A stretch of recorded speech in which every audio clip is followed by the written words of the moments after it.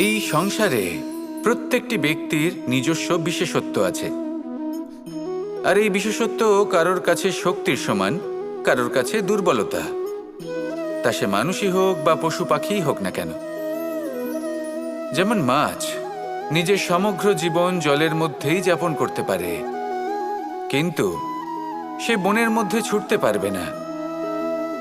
সেখানে সিংহকে বনের রাজা বলা হয়, কিন্তু সে তার আধিপত্য জলে স্থাপন করতে পারবে না। যদি এই সিংহ মাছকে এই প্রতিস্পর্ধা জানায় যে তুমি বনের মধ্যে এসে আমার সম্মুখীন হও, তাহলে সেটা অনুচিত হবে। সেটা মাছের দুর্বলতা নিয়ে উপহাস করার মতোই হবে। এবার সংসার এটা দেখে যিনি দুর্বল তার পরিস্থিতি দেখেও হাসবে, আর আপনার মূর্খামি দেখেও উপহাসই করবে। সেই জন্য নিজের জীবনে সব সময় যদি নিজের তুলনা করতে হয়, তাহলে সেই ব্যক্তির সাথে করুন যে বল, স্থান এবং ধন এই তিন দিকে আপনার সমতুল্য, কারণ সেক্ষেত্রে দুজনেই উচিত শিক্ষা লাভ করবেন। যদি এমন কোনো ব্যক্তি থাকেন যিনি আপনার থেকে শক্তিশালী, কিন্তু তিনি আপনাকে দুঃখ দেওয়ার চেষ্টা করছেন, তাহলে এটা জেনে রাখবেন যে মানুষ কিন্তু সেই গাছেই পাথর ছুঁড়ে মারে যার ফল অত্যন্ত সুমধুর হয়ে থাকে। আর যদি আপনি বেশি শক্তিশালী হন, তাহলে অহংকার করবেন না। এটা মনে রাখবেন, অনেক বড় বড় পাথরও জলে ডুবে গিয়ে নিজের অস্তিত্ব হারিয়ে ফেলে। নিজের নিজের শক্তি সম্পর্কে সচেতন হন, সবাইকে ভালোবাসুন, সবাইকে সাহায্য করুন, আর আমার সাথে ভালোবেসে বলুন রাধা রাধা। সবাই বলেন যে জীবনে কাদের সঙ্গ লাভ করছি সেটা খুব গুরুত্বপূর্ণ। এক ঝুড়ি ফলের মধ্যে যদি একটা পচা ফল আপনি রেখে দেন, তাহলে আস্তে আস্তে সমস্ত ফল পচে যায়। সেই জন্য কথায় আছে যে কুসঙ্গ থেকে দূরে থাকো। কিন্তু কি করা যায়? এই সংসার খুবই ছোট। যেখানে আমরা কাজ করি, যেখানে আমরা থাকি, যে পথে আমরা আসা যাওয়া করে থাকি, যে পথে আমরা ভ্রমণ করি, সেখানে এমন অনেক সংখ্যক ব্যক্তি থাকেন যাকে দেখে আমরা মনে করি যে এদের থেকে দূরে থাকতে হবে। তখন আমরা কি করতে পারি? তাদের কি আমরা পরিত্যাগ করব? তাহলে এই সংসারে এমন অনেক মানুষ আছেন, তাহলে কি সংসারই পরিত্যাগ করব? না, সেই ফলের মতন হবেন না যারা একটি পচা ফলের উপস্থিতির জন্য নিজেরাও নষ্ট হয়ে যান। বরং হয়ে উঠুন চন্দন বৃক্ষের মতন, যেটা আসলে সাপেদের বাসস্থান, যেখানে অনেক সংখ্যক অত্যন্ত ভয়ানক বিষধর সাপ থাকে। তারপরেও এই চন্দন, সে কিন্তু নিজের শ্রেষ্ঠত্ব হারায় না। এর মূল্য কিন্তু সেই একই থাকে। মনে রাখবেন, এই সংসারে নিজের সঙ্গ বদলানোর পূর্বে নিজেকে বদলান। নিজেকে কিছুটা এমনভাবে গড়ে তুলুন যে কেউ আসুক না কেন, সে যেন আপনাকে বিভ্রান্ত বা দূষিত না করতে পারে। আসুন আমার সাথে ভালোবেসে বলুন রাধা রাধা। মানুষ জীবনে অনেক ধরনের সুখ লাভ করে, অর্থ সুখ, পরিবারের সুখ, বৈভবের সুখ। কিন্তু এমন একটা সুখ আছে যা বেশিরভাগ মানুষকে প্রভাবিত করে, কিন্তু সেই সুখ তাদের কোনো প্রয়োজনই নেই। সেটা হলো পরনিন্দা সুখ। অর্থাৎ এমন কোনো ব্যক্তিকে নিয়ে নিন্দা করা, তার প্রতি অনুচিত শব্দ প্রয়োগ করা, কারণ সেই ব্যক্তিকে আপনি পছন্দ করেন না। আর এমন অনেক মানুষ আছেন যারা এই কাজ করে খুব আনন্দ লাভ করেন, যেটা করা উচিত নয়। কারণ এতে আপনার সময়, আপনার ঊর্জা, আপনার নিজের অন্তরের ইতিবাচক শক্তি আপনি নষ্ট করে ফেলছেন।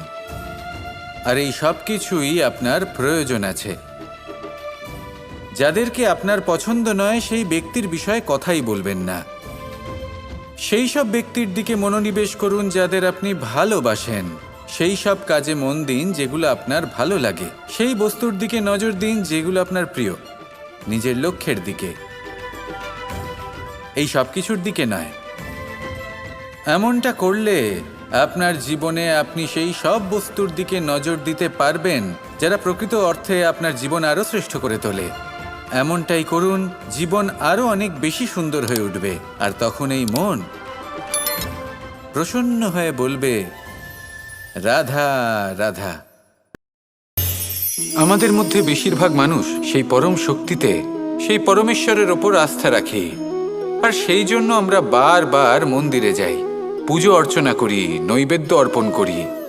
কিন্তু অত্যন্ত গুরুত্বপূর্ণ একটা বিষয় আমরা ভুলে যাই, আর সেটা হলো যে পাষাণের সেই প্রতিমা যা মন্দিরে স্থাপন করা হয়েছে, তাদের মধ্যে আমরা ঈশ্বরকে খুঁজে পাবো না যতক্ষণ না বাড়িতে বিরাজমান ঈশ্বর অর্থাৎ আমাদের মাতা পিতা, তাদেরকে আমরা সেবা করছি।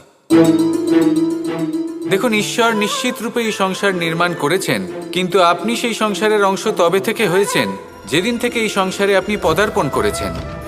আর এই উত্তরদায়িত্ব পালন করেছেন কারা? আপনার মাতা পিতা। ঈশ্বর আছেন এই ভাবনা আপনার মধ্যে জাগ্রত হয়েছে আপনার মাতা পিতার মাধ্যমে। সেই জন্য মন্দিরে গিয়ে আপনি যতই প্রসাদ বিতরণ করুন, তার কোনোই অর্থ নেই যদি ঘরে বসে থাকা মাতা পিতা অভুক্ত থাকেন।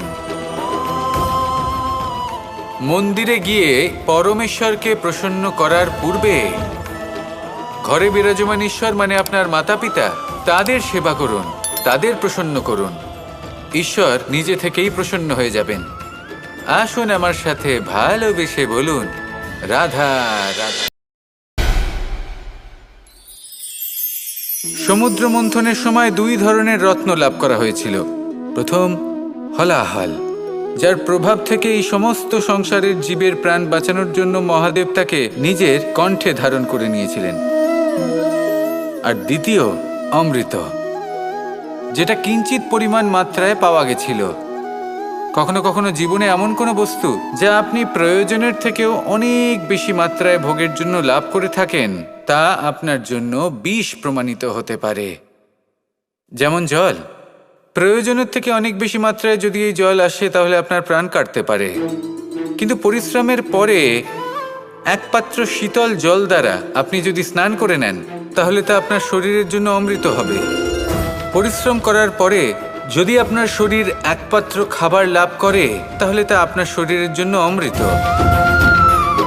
কিন্তু যদি কোনো পরিশ্রম না করেই আপনি দিনরাত শুধুই খাবার গ্রহণ করতে থাকেন, তাহলে আপনার কাছে তা বিষ সমান। বিষ এবং অমৃত গ্রহণ করাটা আপনার উপরে নির্ভর করছে। কোনো বস্তু আপনার পক্ষে বিষও হতে পারে, আবার অমৃতও হতে পারে।